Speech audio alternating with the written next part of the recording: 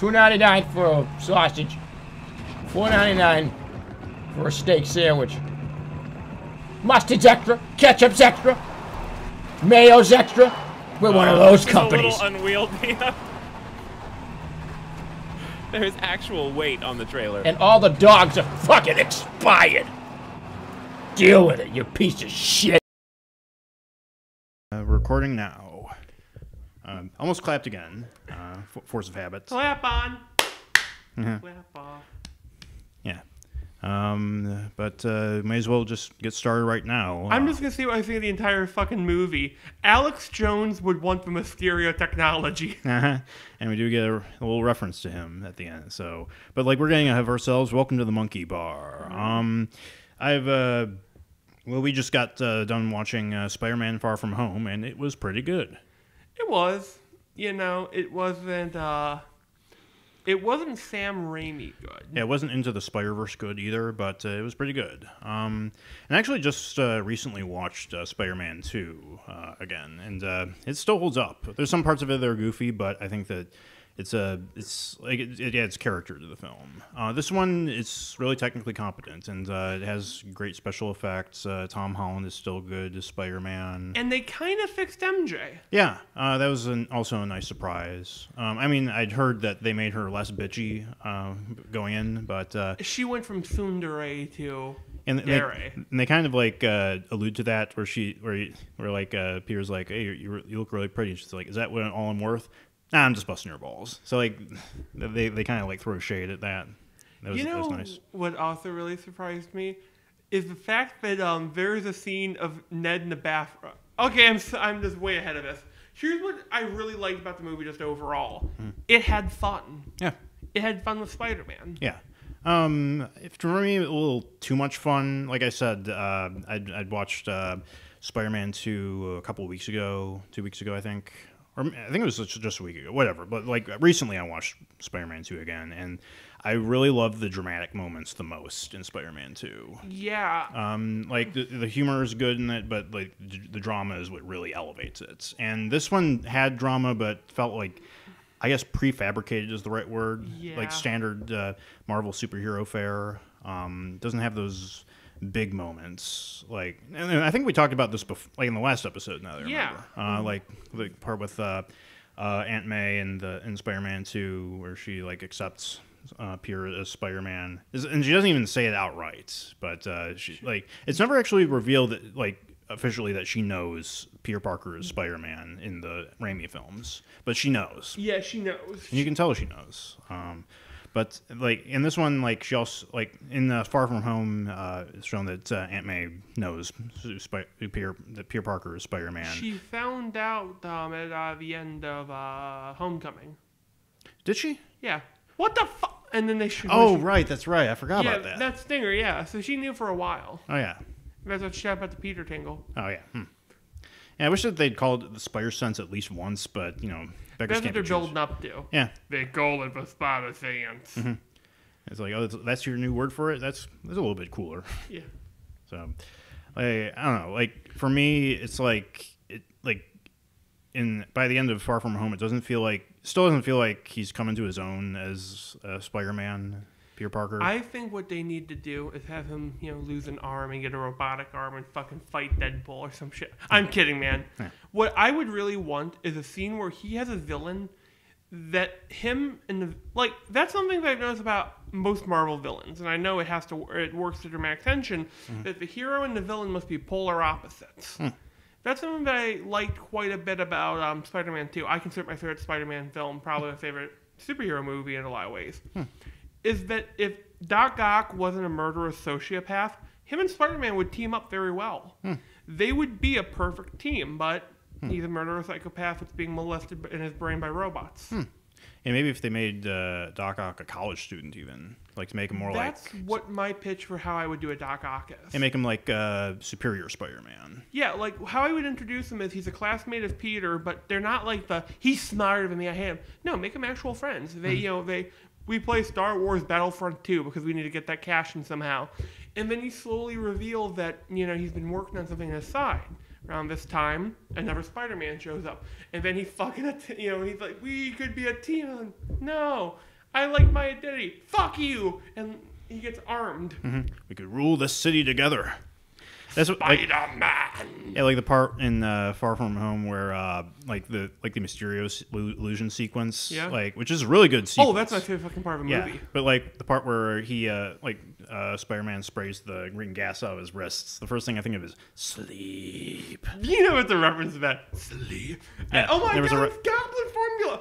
Holy shit, imagine a green goblin who uses a weaponized goblin serum, and that's why his mask is filled with mist. Yeah, I'd like to see. I mean, yeah, they could do another shot at Green Goblin. Like he's already been in the last two. They should do the ultimate Green Goblin. Like that could work. You know what the one fucking thing that was bugging me the entire movie was? They don't use the Hulkbuster suit when we seen that shot from satellite. Can you imagine the oh shit if he's on the bridge and you hear a funk and he turns around and the Hulkbuster walks out? Uh-huh.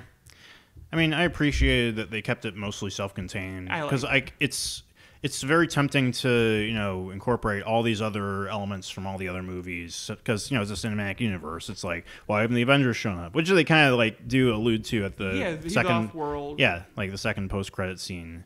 But what I mean, is I apologize. It's like they set that up with satellites. I'm surprised that God. I really think that this movie has a lot of parallels to Iron Man 2 and Spider-Man 1. Mm-hmm. Like the part with the satellites, that made me think, the first thing I saw was, like when he's scanning all the cell phone stuff, it reminded me of near the end of The Dark Knight with the echolocation with monitoring the cell phone stuff. And when Morgan Freeman says, this is too much power for one man. And it's then Tony Stark is like, fuck you all, I'll do what I want. Iron Man has got to be one of my favorite characters in fiction. Because he has this whole thing that, his brain makes him on tier with gods and monsters, yet he wants to drive fast cars, probably watches porn on his glasses, and also is hacking into a Wi-Fi account of his next-door neighbor who he hated growing up. Mm-hmm. Yeah, and he's a very human character, which is... I think the big theme I took from Iron Man 1 to 3 is mortality. Yeah. This new one seems to be inheritance. Mm-hmm. That he's inheriting the responsibility of Iron Man. Yeah, and I like that they didn't make him the new Iron Man. Oh, that'd be fucking atrocious. I'd hate that. Mm-hmm. They sort of make him like Iron Man, but not Iron Man. At the most, call him the Iron Spider for one scene. Yeah. Also, what I really liked about this movie was the editing. The editing really surprised me of how good it was. Yeah, there's some good cinematography. It's I think that a lot of some of the Marvel movies have really weak cinematography or basic stuff, but they at least stepped up their game. This movie is a nice fresh air after seeing Endgame 3 times. Yeah. Because Endgame is a fucking slog in many good ways. Mm-hmm. In this one, it's robots. Mm-hmm. Or whip. Yeah. I don't know. By the end, it felt like there were chunks missing. The third act seems a little strange to me. Yeah. I think what I was expecting was I felt there should have been a third illusion scene. Mm-hmm. Yeah. I think that there were some clips in the trailer that got cut. Yeah. Remember there was a fight scene with Sandman? No, not it was Spider-Man was in this bar or hotel bar or something, fighting a bunch of guys, and I think that. Yeah, do you think that was one of those fake things they throw into a trailer to throw people off? Probably. I like those. Yeah, I think that's a good idea for non-spoiler stuff. My favorite part was if you watch all of the illusion scenes, you can tell exactly where Mysterio's coming in because there's always an orb somewhere. The moon. I also love the fucking Nazi Germany and March of Mysterios. Yeah, the part where the Tony Stark's grave popping up. I thought that was gonna be Uncle Ben. Oh god, I kind of like that they don't have a lot of Uncle Ben in this. Yeah, I mean, I hope that the next movie at least kind of brings him up, or because I would at least I don't even know. They imply that he exists with the suitcase. Yeah, really. It's B something P Benjamin Barker. I also really fucking love the nod to Marvel Zombies. Mm-hmm. Oh yeah, he burst out of the grave. Yeah. I want an action figure of zombie Iron Man with guilt-tripping powers. Yeah, I actually did see a review, Shitty Webcomics did a review of the original Marvel Zombies run. I kind of like them. Yeah, like they said that the first, it was only like 5 issues that Robert Kirkman did initially, and he was like, I'm done after this. But then Marvel offered him a truckload of money, and he's like, okay, I'll do another one. You know what my favorite one of those was? Marvel Zombies versus Evil Dead. Yeah, they really milked that part of the Marvel comics to death. It's the only time where you can see Spider-Man get his head blown off on panel. Yeah, but I think the point that Mod 1 was making was that you have a good idea, but then it's like, it keeps making money. Let's milk every drop of money out of this. You know what I would rather see? Variations of an idea that aren't too similar. Like, do fucking Marvel Zombies and then explore the concept of what is a power cosmic making them zombies. Play with power cosmic in another world. I like stuff like that. Thing is, if you explain too much of it, it stops No, don't explain it, but like show what it can do in different contexts. Right. Yeah. Maybe. I apologize, sir. I think that makes sense. But back to Far From Home. Yeah, this is the second best Spider-Man movie I saw this month.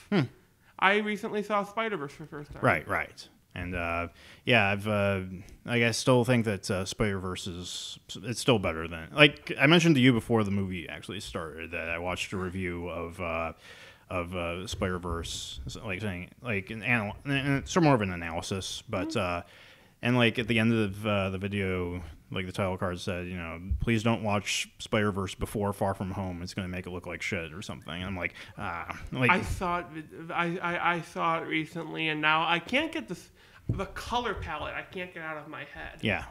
Bold colors.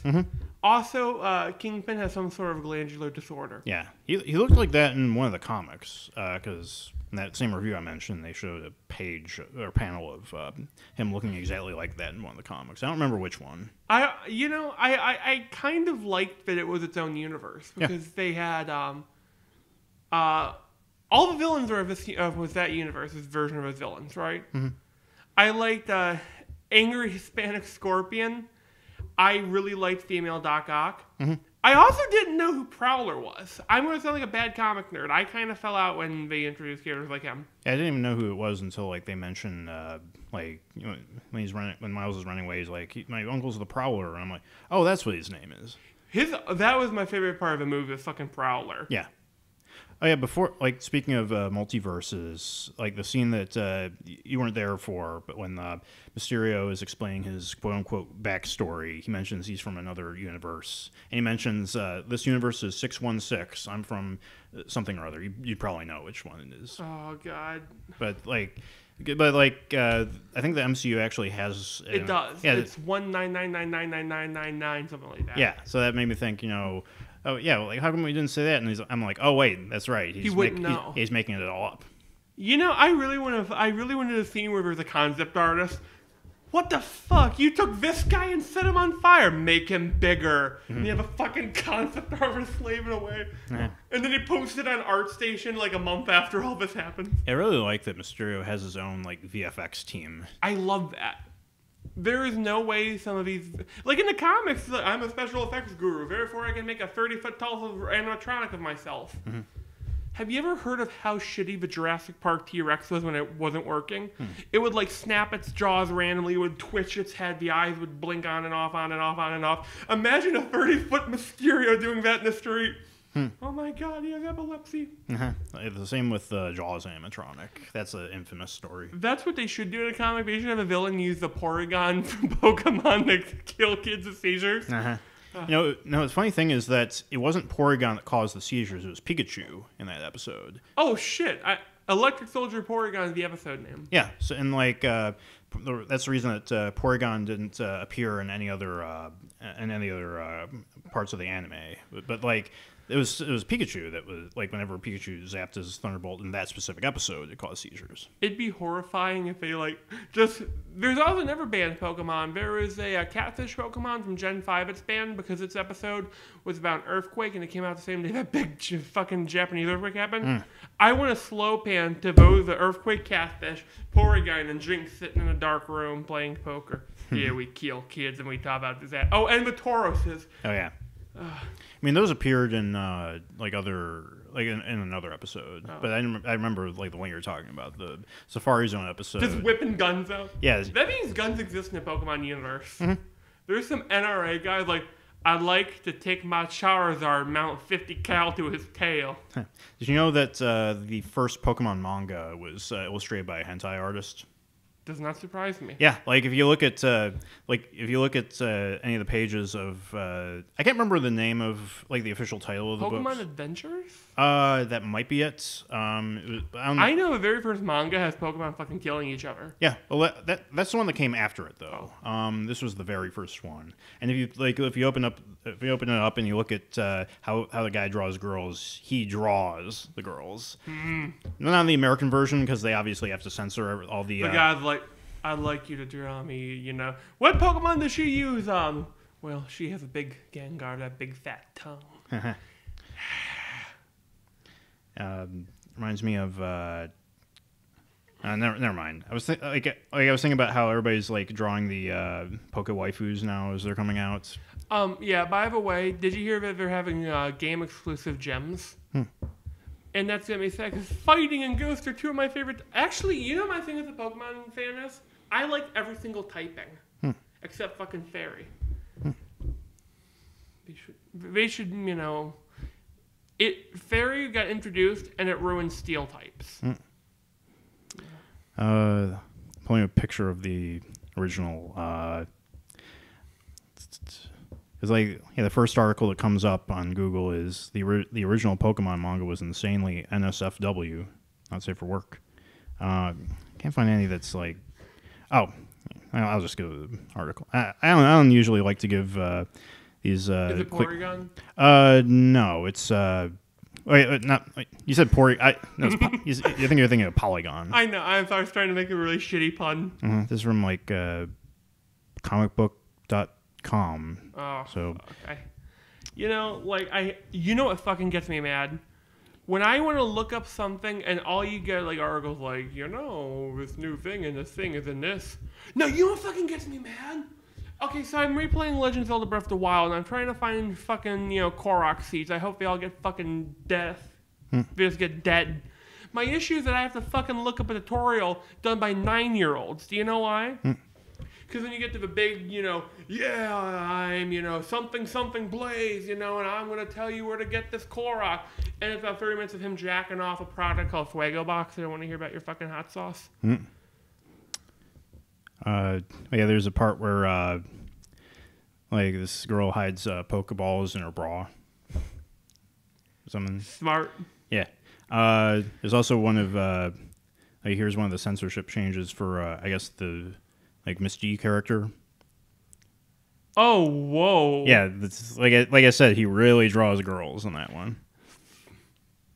You know, that's basically the same outfit whenever a character does in a new game, except the visible skin's a black suit. The fighting have you noticed every fucking fighting and water type gym leaders are the thirstiest motherfuckers for fans? So this one, she's just wearing a like. What do you call those? I don't know. It's like I like this. It's like a swim. Yes, leotard or swimsuit is another. I don't think it's a swimsuit. It's got the boob diamond. Yeah, it's got the boob belly button diamond. That's a good way to put it. Yeah. But more flesh to devour. Yeah. Everybody's kind of like throwing a fit over the new Pokemon. Like they're pointing out how like low quality it looks. You know what? Maybe they can fix that. Maybe. That's 4 months away. I don't think they're gonna. Fix it. Yeah. I hope they do. I still have some hope because I've come to terms with something. Even if there is, you know, fucking 300 Pokemon in a game out of 1,000, that's gonna make competitive interesting. Yeah, like I'm hoping it does bomb just to give like some competition. Like the only way to make these companies have a wake up call is to hit them in their wallets. But I also heard that the Switch Lite or whatever, Switch PS is coming out, and you know that they're gonna bundle Pokemon with that, and it's gonna sell like hotcakes. Fuck. I don't even know if anybody uses that phrase anymore. Sell like hotcakes. I sometimes do. Yeah, like, that's probably where I got it from. I'm also like fucking. I call them Richardism sometimes, where I'll throw out something that hasn't said in like 50 years. Was it Richard who brought up the like saying Pizzagate's bogus? Or was that Grant? I think Grant mentioned because we were talking about Alex Jones and he says, you know, Pizzagate's not real, and now this whole what's his name, Epstein case is coming out and showing that there is in fact a conspiracy thing, like an underground pedophile ring. And we're getting really off topic off of Pokemon, but I guess it has something to do with each other in a sense. That's what the fans are doing. It's both about manipulating children, I guess. Yeah, that noise is what... Pokemon fans are fucking insane sometimes. Oh, yeah, absolutely. Like, have you ever tried playing competitive Pokemon at all? No. I went to this thing called, like, Pokemon Showdown. Like, fuck! It's brutal. Like, I apologize. I apologize. I may have spiked it. Like, remember that Pokemon Chansey? Chansey will fucking murder you and your family because you can't kill it. Poison, rock crab, nothing. This Chansey will cuck you and your family in front of you. You're talking about the game or the card game? Pokemon Showdown's an online. It's kind of shady illegal because it's Pokemon sprites, but as all the Pokemon, you can customize them to your liking. I think, isn't there a new Digimon game coming out? I hope so. So I remember I saw a meme of like it was the Fast and the Furious meme with Paul Walker and Vin Diesel driving away from each other, and like the Paul Walker side is Pokemon, and like Vin Diesel is like he's going towards like Digimon or Monster Rancher. Like it was a bunch of new titles, I think. Yeah. And I think so. I assume that Digimon there's a new game coming out. I've always wanted to get into that. You know what I want to get into? There's a Yoki Watch game coming out. Yeah, there's another one. Yeah, that was the other one. It's the Switch one where you battle real time. I like shit like that. Yeah, I would love it if there was a real-time Pokemon battle. Can you imagine a fucking horror, you're up in, the desert, and a Tyranitar comes out, and it's fucking Groudon. You see him rising from the lava as you hear... Remember that song in Deadpool 2, the Juggernaut song? Holy shit, it's Juggernaut! I didn't watch Deadpool 2. Oh, there's a song where, I spoiled a lot of shit for you. That's fine. But yeah, like Digimon, I remember growing up watching that, the original anime. I remember that we had to watch a scene of that in class. Really? The Soda versus Pop scene from one of those shows. And, I said, what the fuck? And then I started realizing I have a weeb teacher in hindsight. He really... I swear to God, I got in trouble because I took my Evangelion DVDs to school. I think he fucking snatched them. He'd be that kind of shady dude. Yeah. This was long after your day. Yeah.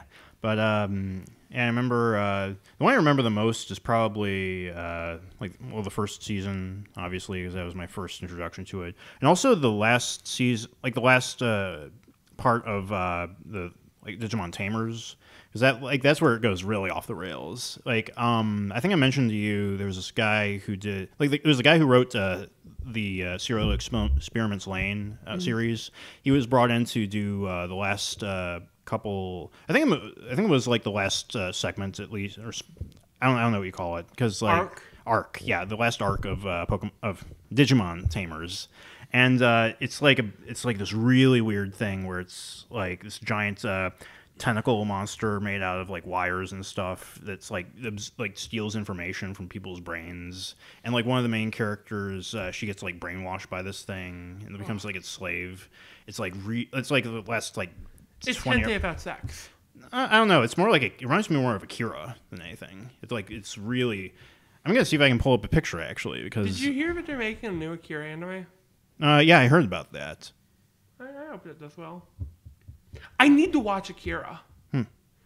Yeah, it's a really good... I heard it gets strange. Yeah, it's a... it sort of is a landmark for like really weird anime. It's not even that weird from that era. There's like a lot of weirder animes. You ever see a Japanese horror movie about a guy who has a screwdriver for a dick? Like a motorized... Power drill, that's what you call power drill. Not motorized screwdriver. Wow. Yeah, I don't know how to it's been such a long time that I can't remember the name of like the final boss or whatever. You should never Google Digimon tentacle monster. No. I mean, I've been on the internet long enough to know that. I once No, you happened was I was at school one time and we had the computer lab thing. And someone was pulling up Legend of Zelda fan art. There's one of Link shitting. He pulled it up. And on Google, when you like click the thing, it shows like a really wide shabby image. Big fucking image. Wallpaper-sized image. Yeah. remember one kid in our class. He pulled up AMV of Elfenlied. Oh my god! You could see like all the goriest parts of it. It was on YouTube. So this goes back to 2009. So it was back in YouTube, the Wild West days of YouTube. But back on the old days of YouTube, I used to be a content moderator. Yeah, it was before the algorithm took over. The algorithm would be a good name for a villain in something. I heard that YouTube is sort of restructuring how they do the content ID claims. That you actually have to the person making the claim has to manually find select the part of the video that infringes. So you can't just do it at random anymore. God. And they give you the video creator the tools to edit it out on the fly. So that's at least a step in the right direction. It's a little too late though, but it's nonetheless. The bombs already fell. The nations are, the city's crumbling. Hey, the fire department's here. Mm-hmm. Yeah, it's back on Spider-Man. Into the Spider-Verse. I heard that a sequel is already confirmed. I am glad. Yeah, and also they're trying to make some two different TV series to add to this sort of. Are they doing Spider-Verse 1, Spider-Verse 2? Well, I heard that one is going to be focused on Gwen and some other female Spider-Man characters. Hopefully they don't go full what feminist. I hope the other one. Do you know what my pitch would be? Fucking Spider-Man Noir, Peter Parker, and the others. We have to stop him. What's his name? His name is Super Venom. It's just all the symbiote venoms. All the venoms just started combining with each other to become a giant biomass monster. Yeah. The TV show thing makes me think of the DC animated universe and how successful that was. And how there hasn't really been any attempt to do anything like that since. Yeah, it was basically just one guy, Bruce Timm, and people who worked with him, Paul Dini, another couple, some other influential names, Darwin Cook. He was also involved in that. I remember the DC animated universe. I didn't really get it at the time, but looking back, it was really fine. Yeah, and the way it it starts all the way back at the Batman the Animated Series, and then they just kept building more and more into. Do you know how I would describe it? MCU is fabricated. DCAU constructed. Yeah, and because it's all animated, you definitely get that suspension of disbelief added in there. It also, it introduced me to Killer Croc. Mm-hmm. It was a really big rock. Yeah, I'm not really a fan of his design. Neither was I, but it's what's his thing? Killer Croc. And then the Arkham game, I played it, and the Tick. Dog. Oh my fucking god, Croc's awesome. God. Would you be alright if they made him an anti-hero? Fucking yeah. I mean, he already is it. Here's what you do. So you're telling me this guy fucking talks shit about me because I'm a mutant? I'm cool with that. He made fun of a freak. Oh, make him a defender of the freaks. Make him Yuma Morlocks from X-Men. Mm-hmm. Do that with all the other freaks in DC, where there's this, make it in the bayou in the swamp, and he becomes the guardian. He could fight Swamp Thing at one point. Hey, I was gonna ask, who do you think would win in that case? Okay, so Swamp Thing is probably gonna hands down smash him, unless Killer Croc, Killer Croc fucking napalms him. Mm-hmm. You talk about the DC equivalent of mutants. It made me think of Static Shock. Oh. And how they handled that in the DC animated universe. I forget that that's a DCAU thing because it's just so beautiful. Yeah, it has its own unique style. That's why I remember. I'm wondering if when they did Into the Spider-Verse, if they took for Miles Morales, if they took any inspiration from Static Shock. That'd be an interesting crossover. Yeah. And I thought about that when Peter, in Far From Home, uses the electric webs on the drones. It made me think. I like the electric webs. I wonder if they took that from Miles and Spider-Verse. God. It'd be cool, though, if we finally get a Miles Morales. I want to have a Prowler. Prowler could be fucking awesome. I love he's the Predator of a cape, and he's got a fucking bike. Yeah, they definitely make him, really menacing in Far From Home. Or in Spider-Verse. He doesn't show up in Far From Home. This could be in the Spider-Verse. We could have a scene Mysterio turns out. There's a fucking 2D animated pig. It's I thought you were familiar with all this. God. I think here, what's if you had to rate, what is your least favorite and favorite Spider-Man from the Spider-Verse? Like as a character or a movie? Which ones did you like the most? I mean the characters. Okay. Just from Spider-Verse? Yeah. Okay. Probably my favorite was probably Peter B. Parker. I was tempted to say Penny, but she doesn't actually do much. I know I wouldn't give her the lowest rating. Yeah. Least favorite probably Spider-Ham, even though he's a good character. I would agree. My favorite was fucking Spider-Noir. Oh yeah. I'm sorry, it's just like. I mean, it's Nick Cage. Yeah, and he gets the Rubik's Cube. What's that going to look like in his world? Like, they kind of show that at the end, don't they? I think so. I watched it. It was like 11 o'clock when I was watching it. Yeah, it's still in color when he gets back to his home world. I'm an old man. I go to bed at around 11, 12 o'clock. Come on, I'm like 2-3 years away from being 30. You don't get to say that you're old. I'm the kind of guy who would like sit in bed and, got my phone out. Okay, I'm gonna watch a movie, and then I fall asleep halfway through, and I have to watch it on my way to work. Are your arms still up when you're asleep? Yeah, I sleep. True story. When I was younger, I used to sleep with my legs in the air. Used to fucking scare people. You know what I also remember about Spider-Verse I liked? I liked the music. Oh yeah, the music's great. I'm not usually into hip-hop stuff, but I like the songs they picked. Yeah. I know that people were complaining when it shows like the dramatic scenes when Peter Alpha Parker is dead, and also where Miles gives up at the end, or where he sort of goes away from the spider cave, and they play Lil Wayne, and it didn't bother me as much as I thought it would, because I heard that people were complaining, but I'm like, oh, this kind of fits. It's fine.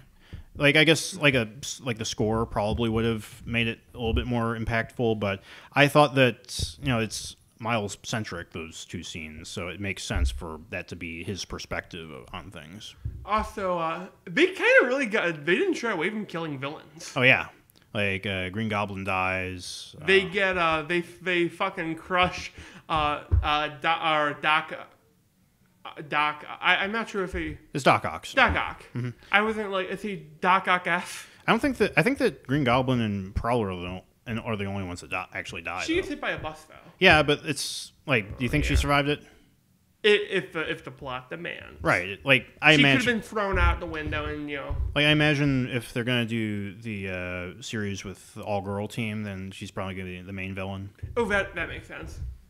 I really fucking like when you see what's he gonna do, and he fucking just Spider-Man, and I'm like, is he gonna get up? He's gonna go, no, you must. Nope. He just fucking crushed his lungs and walked away. Yeah. I thought that they were gonna say because it made me think of Ben Reilly, the blonde. Yeah, I was thinking the same thing. Mm-hmm. Ben Reilly's original costume isn't that bad. I've been playing Spider-Man PS4. I wonder why. And they have the 2 $20.99 suits, right? And they have the white one. I prefer the white one from the blue one for one reason. The blue one has nothing on the back. His ass, for some reason, looks really bare. And it's bothering me that. Because when you play Spider-Man, you don't realize how much you stare at his ass. Yeah. I actually saw the part in near the end in Far From Home where Peter's standing in profile, and you can just see that shape. Yeah. Not that I was looking. I'm not a filthy homosexual. But I just love his mental. That was a reference to Comicsgate. Oh God. Because I think it was Ethan Van Sciver who somebody took a screenshot of his Discord conversation with some guy, and he says something like, "I'm not a filthy faggot," and it's all in all caps. And people are it's sort of saying, oh, is he a closeted homosexual? Nobody else would be that defensive. But yeah, we're getting back into Comicsgate, I guess. Comicsgate is pretty much dead at this point, actually. I'm just picturing, no, it's the scene, but you take one of the Comicsgate guy and he's Peter Parker, and Comicsgate rises from the ground. Yeah, they're basically that the first zombie in Walking Dead that's eaten from the torso down. It's just crawling. It's I feel sad for zombies like that. Can you imagine being an undead abomination? Someone just kneecaps you and cuts off your arms and legs. Forever doomed. The flop. I just want to just picture some guy walking by. I can't even kill you. You're too pathetic. And so I was like, fuck you. You're She's so cocks in hell. No, wait, that's... Okay, fun fact. My great-grandmother watched Exorcist when it first came out. She did not expect that. She thought The Exorcist was going to be a Bible movie. Oh, yeah, that is from The Exorcist. Like, I thought that was from Evil Dead. Nope. No, I'm thinking of something. Like, that was a different quote. But when... Your mother sucks cocks in hell. And she whips her head around. I heard that like caused like severe like physical damage to the actress who played Reagan. Oh fuck! Because they kept like whipping her around with like the cords and stuff, so it, like but fucked up her I back. want you to picture a really old lady. Like my great grandma was alive when she could met people who were alive during slavery, shit like that. Wow. Okay, she was kind of old, and now imagine her watching that movie. Thinking it's a Bible movie. I would have paid good money to see that. Yeah. The quote I'm thinking of from Evil Dead is, I think, "I'll swallow your soul." I'll swallow your soul. Yeah. They actually referenced that in an episode of Billy and Mandy. It was the Christmas episode where Santa gets turned into a vampire. Oh, yeah. Oh, that fucking scared me as a kid. Oh, yeah. One random thing I want to say about my great-grandparents real quick. My great-grandpa got to see Jurassic Park in the theaters, and he's one of saying, of course this is fake. And I go, what? And why? He says, they didn't drag their tails. Mm-hmm. Well, it turns out that they did. Or they didn't actually drag their tails. Yeah, and he lived his entire life thinking that they dragged their tails. Yeah. It's just interesting to me. I mean, if you look at Fantasia, then like this... Fantasia has one of my favorite dinosaur sequences in film. I really like the march of a dinosaurs. Mm-hmm. It's been a while since I watched Fantasia. I should do that sometime. Have you ever seen Fantasia 2000? Yeah. My favorite part's the Firebird scene. Really? That's the only part I can remember is just the flames and the lava and the magma. Yeah, that's a good, well-animated one. My favorite's probably Rhapsody in Blue. That's one I always come back to. It's the one in like the 1930s. I need to rewatch it. I need to rewatch Fantasia. Mm-hmm. Have you ever seen... There's a Disney short, they had one about the whale who sang opera. Have you ever heard of it? No. It's really, really fucking depressing. Want me to spoil it for you? Sure. There's a whale who sings opera. No one believes it. The scientists think it has to be true. So then they send out a whaler who thinks, or not whaler, he's a musician. He's a maestro. And you have this whole scene about how he comes to believe that this whale can sing opera. And he becomes the biggest stage sensation in history. And then you cut to real life. He's shot with a harpoon. He thought that he swallowed 3 opera singers. Fucking sad. And the final scene is, the whale singing in heaven, and it cuts out, and says heaven says, all filled, like need not apply or some shit like that. Because people suck, and Walt Disney didn't like whalers. Mm-hmm.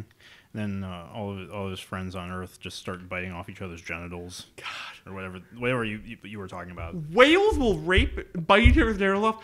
You know that Crossed, that comic? Yeah. Picture that, but they're all dolphins. That's real life.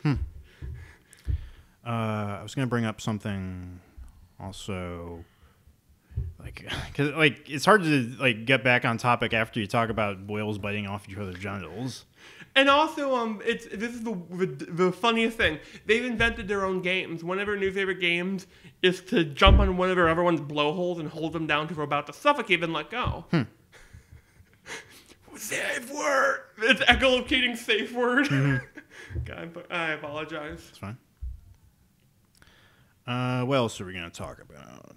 We still got a ton of time. We actually got here early, so we got an extra hour to record. We will know. Yeah, I got. You know what I always thought was interesting? So, is Nick Fury the character? We don't know a lot about Nick Fury's backstory aside from he was government agent, S.H.I.E.L.D., Have you seen Captain Marvel? No. Those 2 Skrulls are the main 2 Skrulls. That was Talos the Tamer, and the other one was his wife. So they're kind of the power couple of a Skrull. He's actually a really charming character. Mm-hmm. Yeah, you said also, right at the, probably the last frame, you see Galactus' helmet. I swear it's Galactus' helmet, the curse. I'm going to have to go back and look at that again, probably. There's probably a leak already. On digital, yeah. There's probably 100 clickbait articles already. Is this Galactus? You know what? Is this foreshadowing Oscorp? I want Oscorp in the MCU. Yeah. Do you know what I would do? Make him the Iron Patriot. Make him take the Iron Man title. And you have this whole thing about what does it take to be Iron Man? Is it what you are? Mm-hmm. No, Iron Man is the people that we befriended along the way. Uh-huh. Yes. And then you lead to fucking Dark Avengers with Oscorp. Yeah, I was hoping that they would do something like smaller scale for make it like a secret society thing where it's I think Dark Avengers would be smaller scale than Infinity War because I'm trying to think of all the Avenger villains that we have alive. We have a guy who can fly with a wingsuit. We have fucking Hulk level threat. He's the biggest one. Mysterio's dead. Mm-hmm. Literally, all we have left are 5-6 villains. Mm-hmm. MCU does a good job of killing people. You fucking the MCU, they kill you. Yeah, Abomination's still alive. He is. He's in fucking Serbia or some shit like that. Mm-hmm. That always got me a bit sad. Abomination's a good villain. He's Hulk, but hulkier. Mm-hmm. He's a hulky, bulky kind of Marvel superhero. Mm-hmm. I hope that they go back on making Falcon the new Captain America. Because, I don't know. I like him as his own character, I guess. I agree. I would rather him than Bucky, though. Really? I don't know why. Bucky, I don't know. I would like them to do something interesting with Bucky, at least. Yeah. Make a Bucky movie. Mm-hmm. Yeah. I'm surprised they haven't done that yet. All the fangirls Bucky, where's my Bucky? Have him in Black Panther 2. Here's what you do. Kraven the Hunter, I have the hard gem and I will now hunt the Wakandan white elephant. Mm-hmm. And you have Black Panther who can't beat him. So Black Panther calls in Bucky. Bucky gets his ass kicked, so he calls in Spider-Man. Mm-hmm. And then you find out the white elephant creates a vibranium tusk or some shit like that. Mm-hmm. What was that? I said to you, Spider-Man 3, Escape to Africa. And the opening scene is, and you cut to Wakandan sunrise and fucking jet. Wouldn't it be great if they made Bucky the new Black Panther?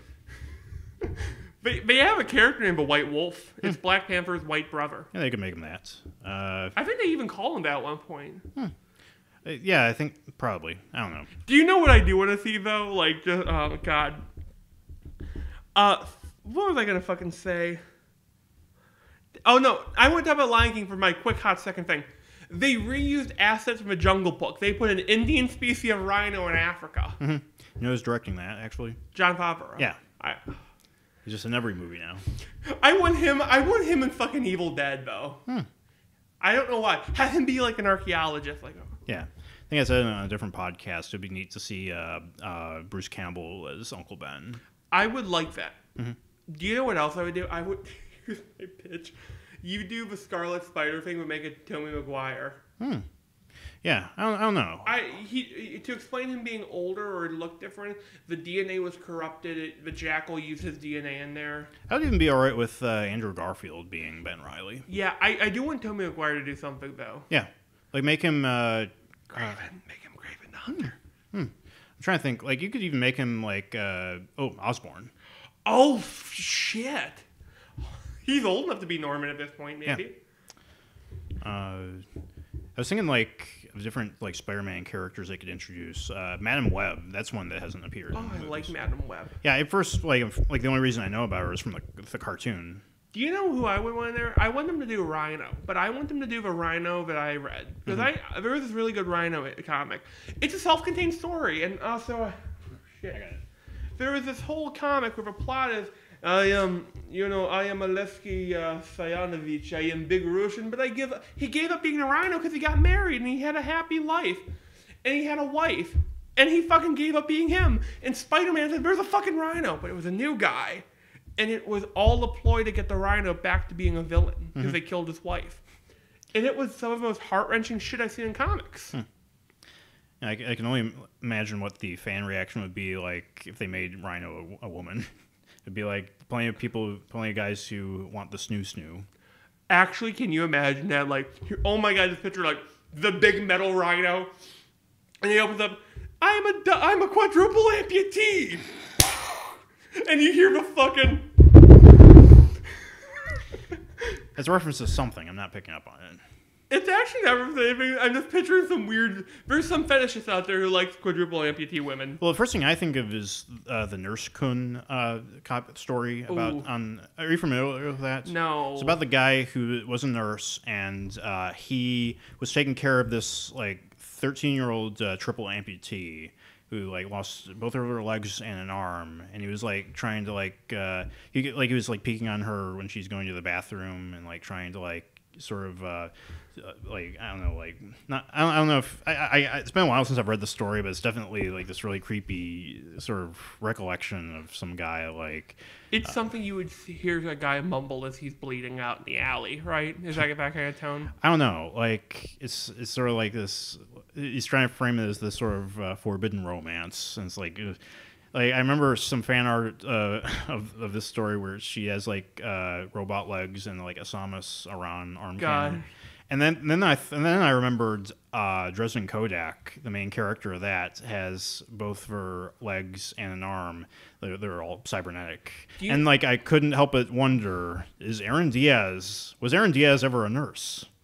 Dun dun dun. Like I don't think he was. No, he wasn't. He was. But like something. You know what I have also been thinking about with villains? They always, villains in Marvel seem to have an extreme long lifespan. They have this whole thing called the sliding time scale in Marvel. Mm-hmm. I can see your OCD now. I'm just playing around with my nuts.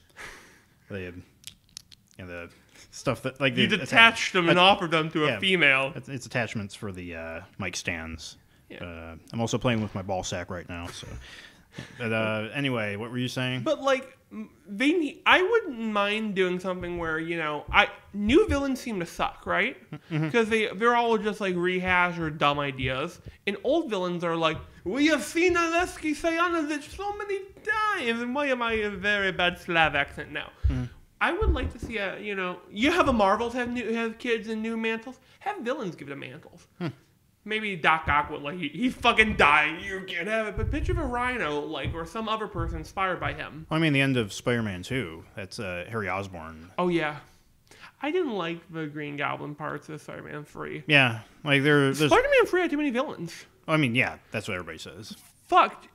Cut out Green Goblin, leave Sandman and Venom. I think those two would be perfectly fine, even if Raimi didn't want Venom. You could think of it like this. You could have like Venom and Sandman are two different takes on what Peter could have been. He could have been, a gentle villain, or he could have been Venom.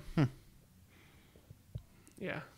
And they do cut Green Goblin out of a lot of Spider-Man 3 because it like near the beginning, it's like Spider-Man T-bones him and like erases his memory for like a fair chunk of the movie.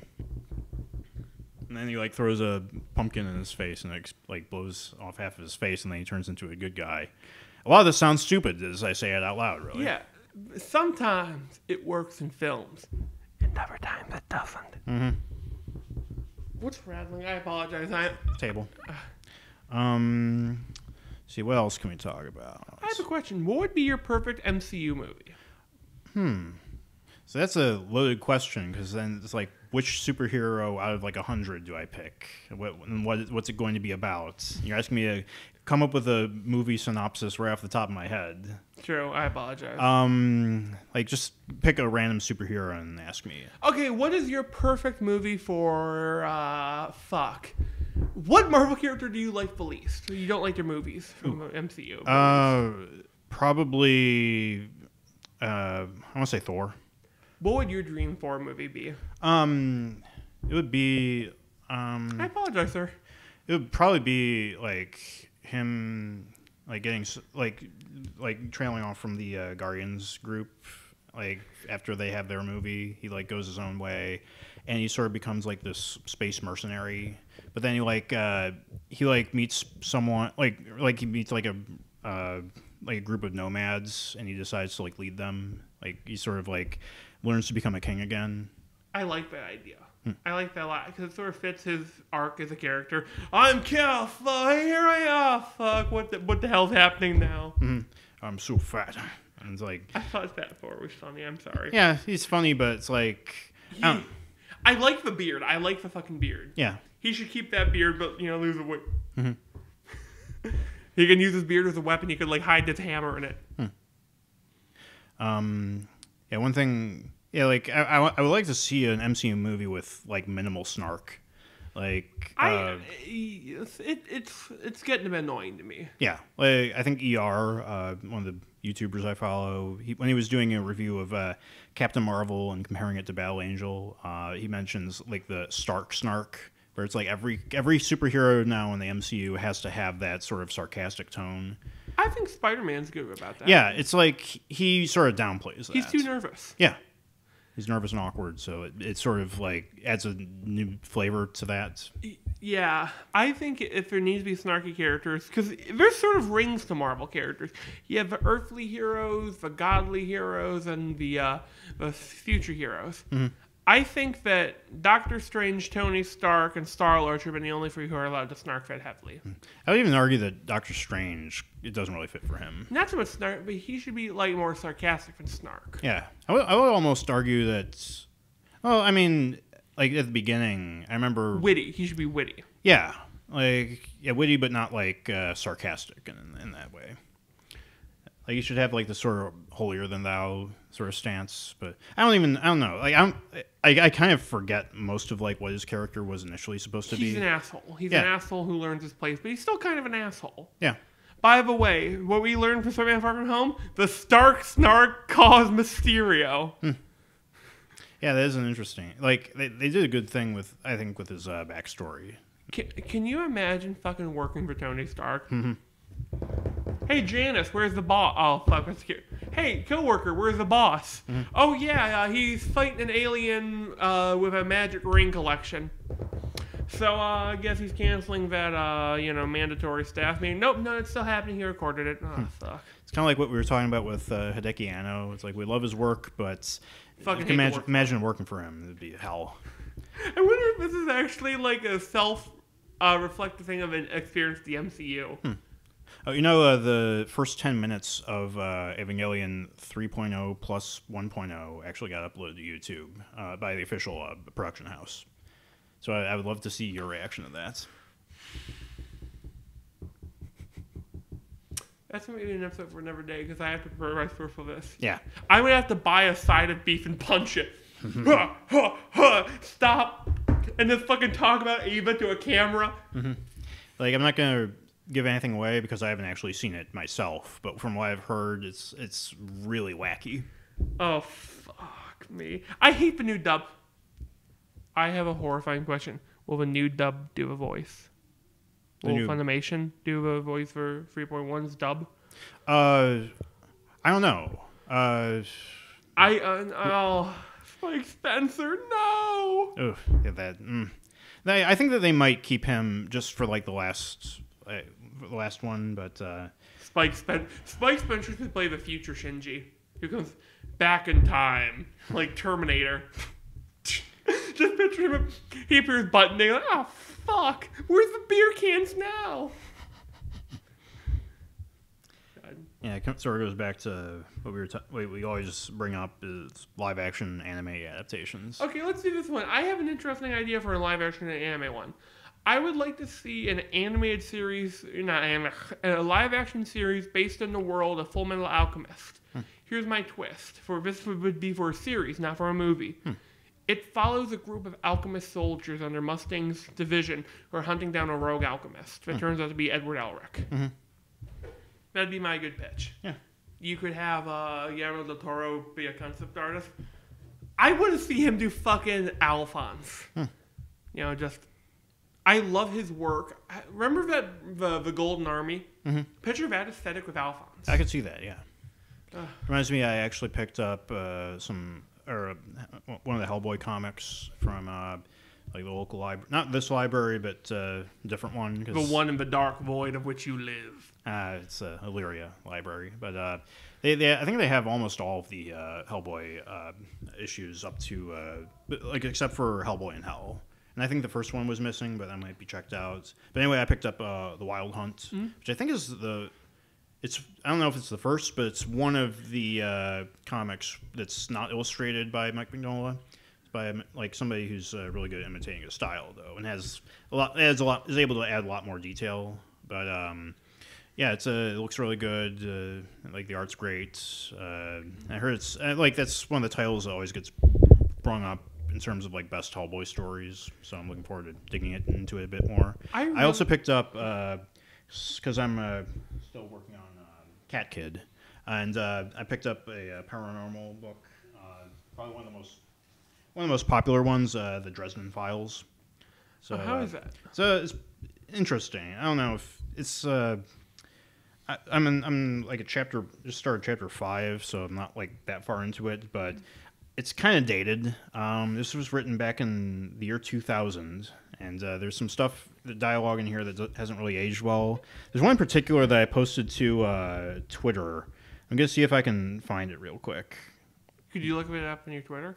I can see it fine just right here. I'm sorry, I apologize. That's fine. God, I love early 2000s. Have you ever seen the movie Hackers? I saw the review of it for Leather Media. That is my aesthetic. Here's the quote. This is all written from the perspective of, for those of you who don't know what the Dresden Files is. It's a paranormal detective series by Jim Butcher. And it's about Harry Dresden. He's a wizard who's a paranormal detective, and he gets into his character like in the opening of chapter 2. He meets up with the police commissioner or police. I don't know if she's not the commissioner. I don't think, but Captain. She's whatever. Karen Murphy is her name, and like there's this part where he's trying to get to the door before she does to open it for her, and it says, I opened the door for her and gallantly gestured for her to go in. It was an old contest of ours. Maybe my values are outdated, but I come from an old school of thought. I think that men ought to treat women like something other than just shorter, weaker men with breasts. Try and convict me if I'm a bad person for thinking so. I enjoy treating a woman like a lady, opening doors for her, paying for shared meals, giving flowers, all that sort of thing. Tips fedora, rubs neckbeard. You get the idea. And this is like what he's supposed to look like. So he actually has not a fedora, but it's kind of like a giant fedora. No, it's a cowboy hat, I think. But did you see my head go down? Yeah. That was not an actual planned response. That is involuntary. Yeah, that's a whole paragraph that has aged extremely poorly. I cannot wear fedoras because of neckbeards. Because I got the kind I need to either fucking shave or grow it like a Viking. Well, I mean, I used to draw you with a fedora. You can still do that. Yeah, but, it fits. Yeah, and but this was back in 2000. It was before 9/11, so it was a simpler, more innocent time. Before 9/11 and also before Columbine. No, this was after Columbine. Oh. Columbine was 97. Shit, yeah. Fuck. I can't believe. Fuck. I get my. So it's just in that sweet spot where you could be edgy, but not too edgy. Yeah. Actually, no. Like there was plenty of edge in the 2000s, because I remember the week after 9/11, people were making memes and stuff. Can you imagine the fucking memes in the MCU?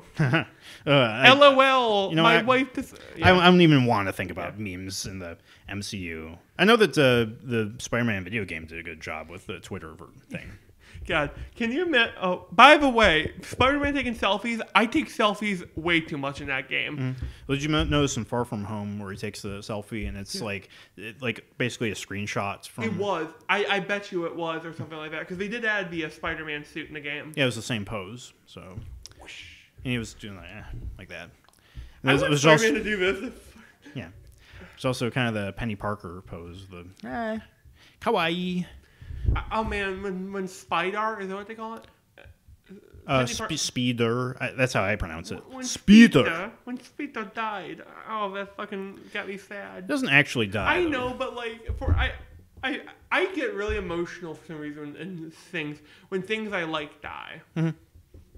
And the Speeder is actually a pretty cool design. It is. I remember I think in the comic it's basically just Gundam or whatever. But they actually play around with this design. It'd be a cool idea for like a spider. Here's my pitch for a Spider-Verse character. Mm. Fucking Spider-Man, but he got bit by a magical spider that was affected by Loki's magic. So he's an Asgardian Spider-Man in the year 971. Mm-hmm. And he's got in his web, he can grab his axe and whirl it around. Mm-hmm. I think I mentioned this before, but I would love to see a Penny Parker series or movie where it just evolves into mindfuck, where it's like Madoka Magica. You have to have a villain that's like Mysterio and Penny Parker's universe, which is super high tech, where he's like Mysterio. What is Mysterio? And they find out he's not a person; he's a concept. There are many Mysterio. Infinite corporations are Mysterio. But he's basically a bunch of angels. Yeah, like something. I don't know. Like the final scene is fucking that post impact. You see giant naked Penny Parker rise from the ocean. Yeah. Or I was gonna say it's like Mysterio's helmet, and you think it's like the moon, but then it dissolves into like no. his Oh face. my god! And in her hallucination, she turns, and Speeder is a Mysterio helmet. Mm-hmm. Yeah, I'm thinking like the anime Neck Snap. Oh like, god! Yeah. And then she starts bleeding from her eyes. God, I that's actually something I don't like doing because it's so cliche. Yeah. I prefer profusely bleeding from a neck hole that continues spreading wider and wider until their head falls off. Mm-hmm. Make the gore interesting. Like, Yeah. I like really violent movies, but I don't like lazy violent movies. Mm-hmm. Like, that's something, I like slasher movies because of that. Because there are some sick motherfuckers sitting in that room like, okay, how do we kill them? Okay, they're in a, the killer has a blowtorch. Okay, he sticks it up his ass, turns it on, throws a match at him. All right. God. Yeah. I wanted to talk a little bit about the creative process. Just because, and I know that I've said before that I don't like really talking about my projects because they're either not finished or I'm not working on them enough. I think that it's important, though, to really get into, like give a sort of a, not recap, but like letting people know like where we're at with our projects. Because I think that I want to put more effort into those than like this. This is just a thing where we hang out and talk. Yeah. And the microphone makes us think that we have to be better at this than talking normally. Mm-hmm. Yeah, I think that I've actually gotten better at talking since we started this. I haven't listened to our podcast recently because I hate how my voice sounds. Mm-hmm. Can you pitch shift my voice? Like higher or lower? Lower. Yeah. Much lower. I want to talk like a dish. So, how you hear yourself is how you actually sound, right? Mm-hmm. I apologize. Yeah, but like, unless there's anything more you want to add, like getting back on the creative process. Oh yeah. Can I mention how I create a story idea? Sure. I like to come up with characters, and here's my process. I get a name. I get a feel for them by their name, then what they look like. Because I found out how a person presents themselves a lot. Then I get all these characters and I go, how can I fuck up their afternoon? Put an axe in his head, bury him, good. Take a whale, turn him into a human, throw him in the city. Fucking have a kid get arrested by cops in a conspiracy, awesome. Right now I'm working on the Steelboat City Sagas, which is 3 stories floating around each other in a timeline. They involve Kill a Whale, which is the fucking mascot 90s parody thing that has a half man, half whale hunting down mercenaries. I am almost done with the first issue. I'm working on Skunk Rock and the yet-to-be-named gang because My Hero Macadamia stole my fucking name. I'm kidding. They're cool. They can use it. Yeah. They rock it. Mm-hmm. Yeah. Have you read it yet? No, I need to. Yeah. I can lend you the copy. If Comixology actually... I don't think Comixology actually lets you do that, but I'll just lend you my tablet for a little bit and you can read it. Certainly, sir. Yeah, it's not piracy if it's just borrowing. I have a question for you. How do you come up with titles?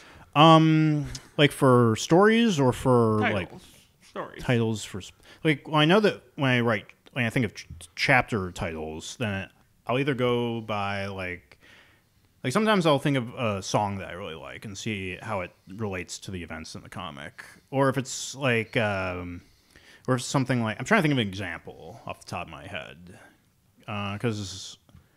If I title like a chapter something just like with one word, like humanity, then it needs to like relate to that character or what he goes through or like what happens in the comic. That's usually what lets me decide on like, it's almost like I have like a jumble of like single words in my head that I just pick from depending on like what the circumstances of the story in the comic is. One of the issues I have is I have this issue where I flounder near the end of it.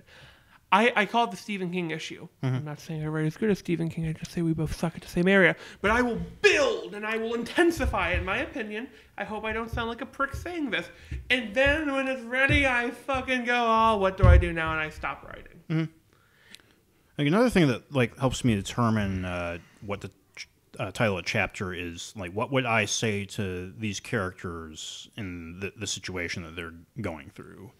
Like something like, you know, don't be afraid, or I don't know, like I don't feel like I'm far enough into writing these stories to like really give a definite answer on that part.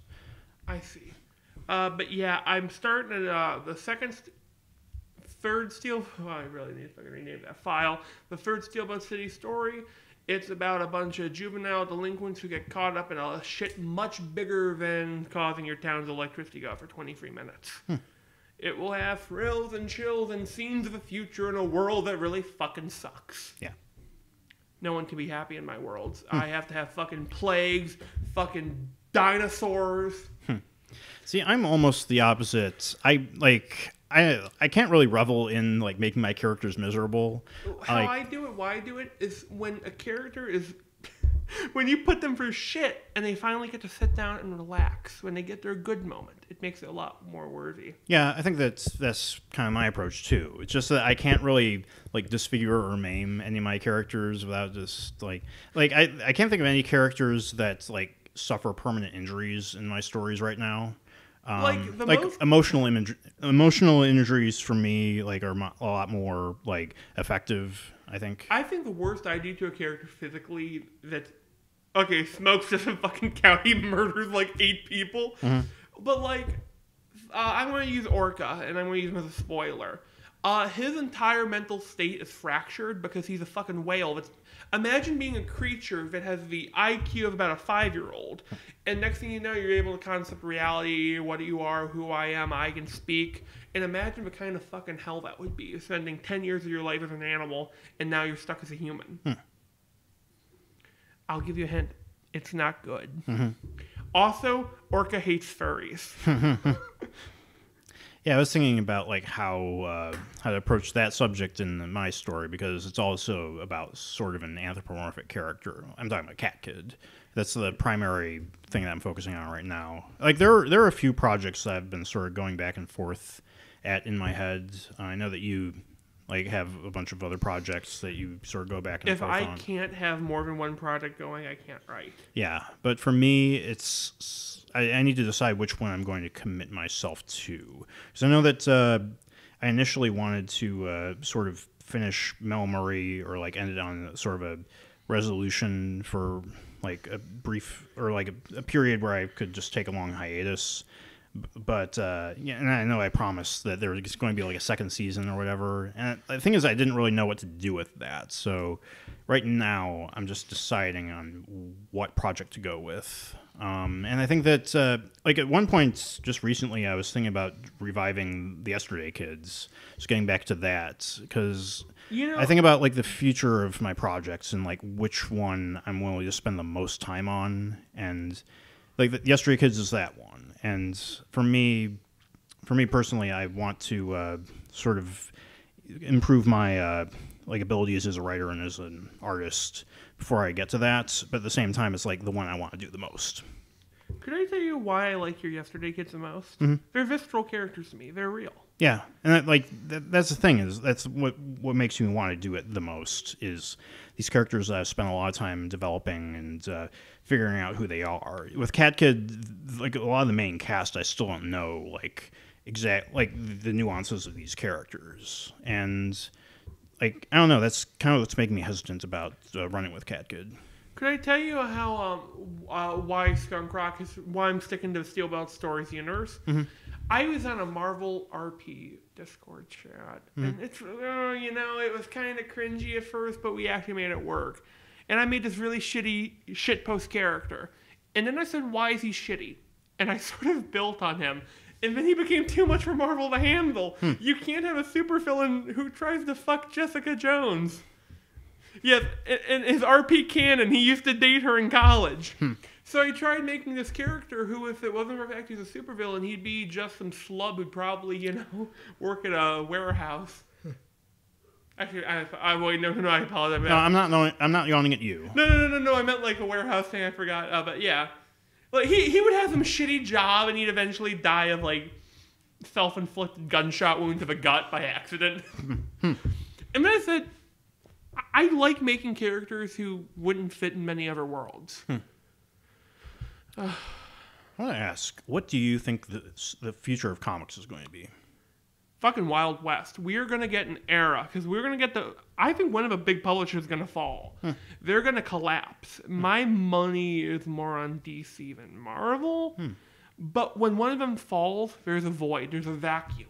We're either going to get another big company rise, or we're going to get multiple small companies cutting into DC's body or Marvel's body. Deceased. And slowly building their own chain. There actually is a comic run right now called Deceased.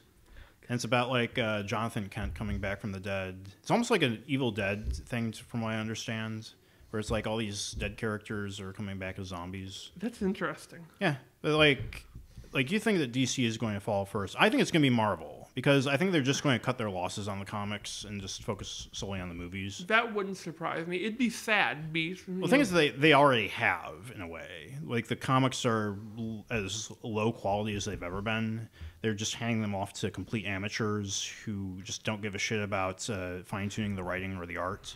It feels like they're just sort of leaving the comics to the wolves. And to me, that's about as low as Marvel is going to fall in terms of the comics. I think it's just going to stagnate forever. I don't think that, like, either company is ever going to go completely away in terms of, like, making comics. I agree. Well, it's going to be... They won't be as great as they were.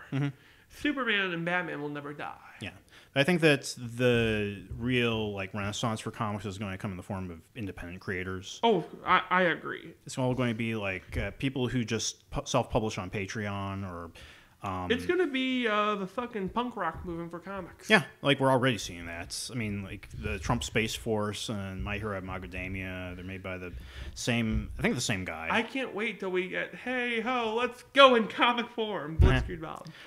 There was actually a video that I watched a little bit of about this webcomic on Webtoon called Shag and Scoob, which is basically like Tails Gets Trolled, but with better art, but kind of worse jokes. I don't know, like people are always like the guy in the video was saying, oh, it's so weird, it's surreal, but it has a story arc that's really surprisingly emotional. And I'm just reading it, and I'm like, no, this is just Tails Gets Trolled, but it's not as funny, and it's just kind of up its own ass at points. Because like Tails Gets Trolled, that is the last comic that I've actually belly laughed at. You know what I think the last thing I really find, Spider Jerusalem is probably the Metropolitan. Mm-hmm. Transmetropolitan. Yeah. I'm sorry, I fucking butchered it, but I love Spider Jerusalem. You think he's going to appear in the Spider-Verse sequel? Just picture Penny Parker.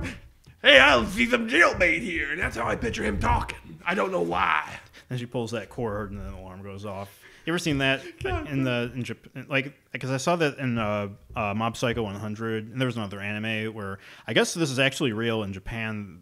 Like, you have little girls who they can get this like stick that they like pull, and like it like sounds this like alarm for the police if somebody tries to kidnap them. It's Transmetropolitan. The police are like, oh look. They're trying to pull their belt off. There's like, I think it's like a stick that's like magnetized to like a box on their like lapel or whatever. And it's like when you pull it off, then it goes like. That'd be fucking amazing for a superhero universe. If you see a villain just pull this, can you imagine? Like, there's a thing that I always wonder about. How come there's not like a supervillain army? Like, we're the Sinister thing. No, fuck that. Imagine if every slubby villain who ever got his ass kicked by Spider-Man walked into a room at the same time. Well, the thing is, like, villains are very self-centered. So even like a Legion of Doom is kind of like really like fringes on, you know, people like backstabbing each other. Because like that was something that they approached in Justice League, the cartoon, was the first incarnation of the the like Legion of Doom. It's Lex Luthor just like constantly trying to keep these people together by offering them more and more money. Yeah, like in my Skunk Rock universe, I have a thing. There's two kinds of villains. There's post Steel Belt City villains and former. The post ones are like, hey, remember back in the day, people could rob banks and they don't know the government's monitoring them and actually controlling them and using them to weaponize stuff. Mm-hmm. You go back in the day and it's like fucking, hey, you want to go burn down a fucking city? Yeah, we're gods among men. Mm-hmm. And they're not really popular, and I wonder why. Oh, yeah, that same Justice League episode also features Batman making out with Chitara, and Chitara in the DCAU is just a straight up furry. Oh God, Batman's a furry too. Really? You have to think he has a persona he wears every night. Yeah, see, like I think of it as more like S&M. It's probably influenced, but that opinion is probably influenced by Batman Returns with Catwoman just being in straight up bondage gear. You've just given me horrible ideas, sir. Mm-hmm. Watch Batman Returns. It's I have it.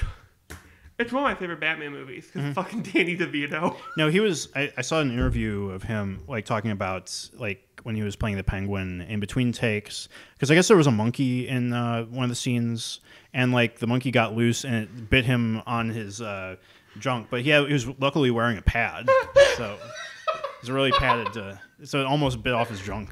Sorry, Mr. DeVito almost lost his balls to a monkey. And he's like, my voice would be really high right now if it weren't for like all the padding. I want Gilbert Gottfried to play a supervillain. Like a really fucking serious villain. But I just happen to sound like this. You ever heard the Aristocrats joke? Have you ever heard of stand-up? He's fucking hysterical. Oh, yeah. I remember there's this one bit he did on Comedy Central where it was just like 5 or 10 straight minutes of him name-dropping celebrities.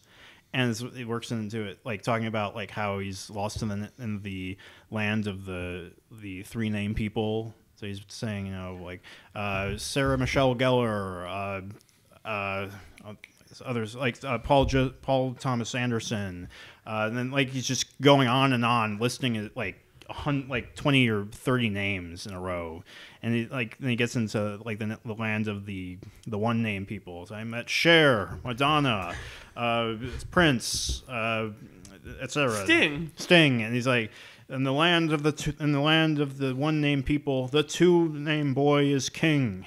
I lost consciousness, and then I woke up, and Michael J. Fox, etc., etc. And then it's like, death to the boy with a pretentious middle initial.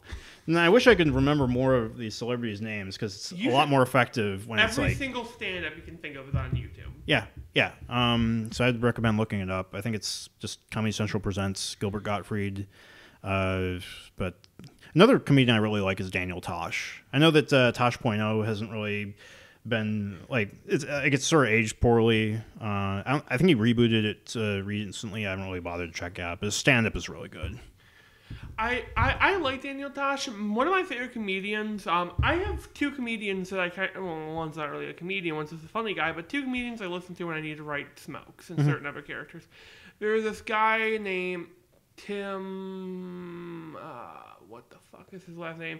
His whole act is he's an old hillbilly, and he's all hillbilly. He's funny though. He does music. You know the booty song? Look at that booty, look at that booty. You hear that song? He wrote that. He's that guy.